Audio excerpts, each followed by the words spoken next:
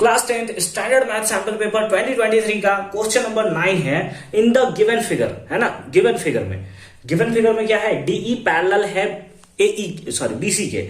DE जो line है वो पैरेलल है किसके, बीसी के पैरेलल है। ठीक है, अच्छी बात है। एई इक्वल्स टू ए यूनिट, एई जो है वो ए यूनिट है। ठीक है, इसको ए दे दिया।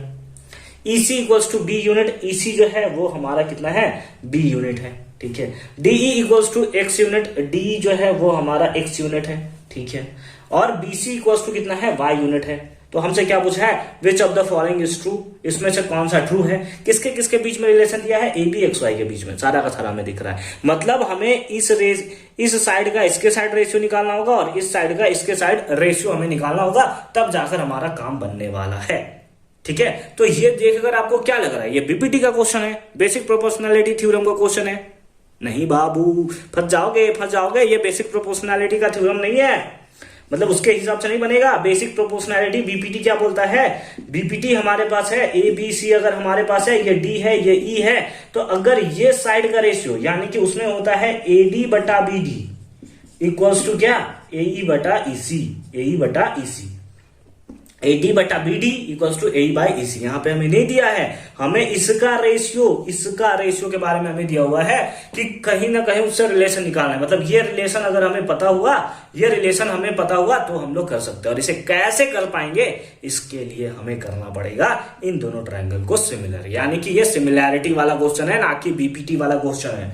ठीक है, अच्छे तरीके से याद रखोगे। ठीक है, तो अब हमें क्या करना है, सिमिलैरिटी के थ्रू इसे प्रूव करना पड़ेगा। तो सिमिलर करने के लिए हमें कौन सा ट्रायंगल सिमिलर करना पड़ेगा, एडीई और एबीसी। कौन सा ट्रायंगल, तो हम लोग चलेंगे सिंपली चलेंगे in triangle ADE and triangle ABC, है ना। एडीई और एबीसी, छोटा वाला ट्रायंगल और बड़े वाले ट्रायंगल में। ठीक है, अब इसे हमें सिमिलर प्रूव करना है।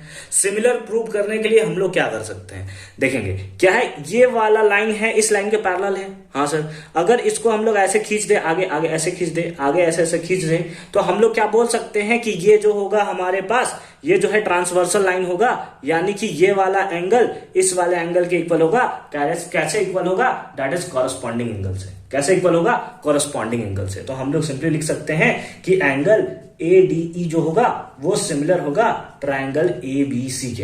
एडीई जो होगा वो एबीसी के सिमिलर, सॉरी इक्वल होगा। सिमिलर क्यों कर रहा हूं यार मैं, इक्वल होगा। ठीक है, एडीई यानी ये वाला एंगल वो इक्वल होगा कौन सा, एबीसी यानी ये वाले एंगल के। उसके साथ एंगल ए दोनों में दिख रहा है, तो हम लोग बोल देंगे angle A equals to angle A. कैसे, ये तो हमारा कॉमन हो गया और ये कैसे हो गया, कॉरस्पॉन्डिंग एंगल से। ठीक है, ये हो गया हमारा कैसा, कॉरस्पॉन्डिंग एंगल। ठीक है, अच्छी बात है। अब हम लोग क्या देख सकते हैं, एक क्राइटेरिया से हम लोग बोल सकते हैं देयरफॉर ट्रायंगल एडीई जो है वो हमारा सिमिलर है किसके, ट्रायंगल एबीसी के। कैसे, ए क्राइटेरिया से, किससे, ए क्राइटेरिया से। ठीक है, अब इस सिमिलैरिटी के बेसिस पे हम लोग क्या क्या बातें कर सकते हैं, नाउ क्योंकि ये दोनों ट्रायंगल सिमिलर है, इसका मतलब इसके कॉरस्पॉन्डिंग साइड्स का जो रेशियो होगा वो भी तो सिमिलर होगा। यानी कि हम लोग बोल सकते हैं एडी बाई ए बी। ठीक है, इसका रेशियो जो है वो किसके इक्वल होगा, इसके अनदर कॉरस्पॉन्डिंग साइड के, यानी कि डीई बाई बी सी। क्या लिख सकते हैं, डीई बाई बी सी के। और ये किसके इक्वल होगा, इसके अनदर कॉरस्पॉन्डिंग साइड, यानी कि एई डिवाइडेड बाय कौन सा, एसी, डिवाइड बाय कौन सा, एसी।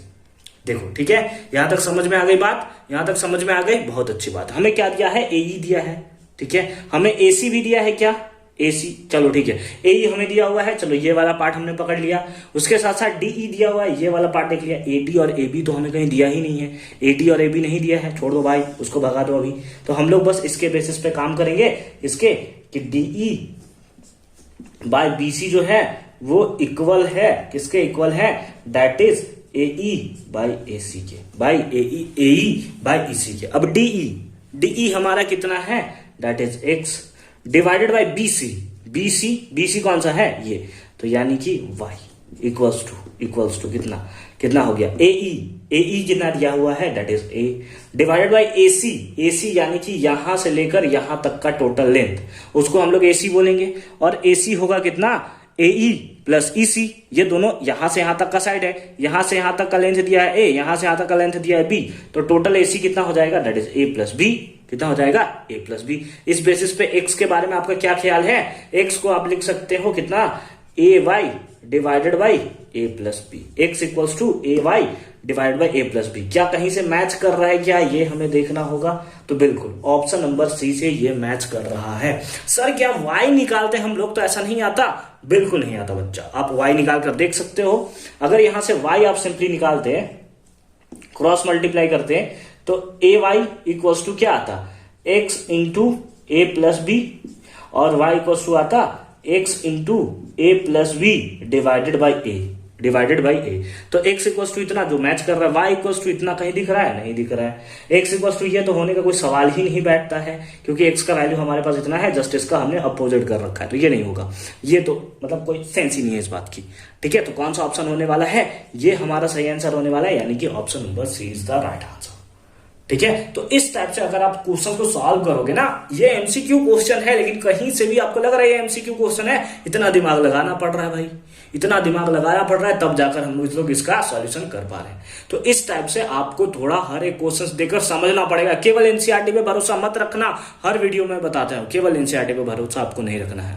आर.एस. अग्रवाल है, साइड बुक जो भी आपके स्कूल प्रेफर करता है वो साइड बुक पढ़ोगे। आर.एस. अग्रवाल हो गया, आर.डी. शर्मा हो गया, ठीक है, ये सब बुक्स आप जरूर पढ़ोगे। मिलते हैं आपसे अगले वीडियो में क्वेश्चन नंबर 10 के सॉल्यूशन के साथ। तब तक के लिए अच्छे से पढ़ाई करते रहिए। ऑल दी वेरी बेस्ट, और कंप्लीट लिस्ट का लिंक मिलेगा आपको डिस्क्रिप्शन में।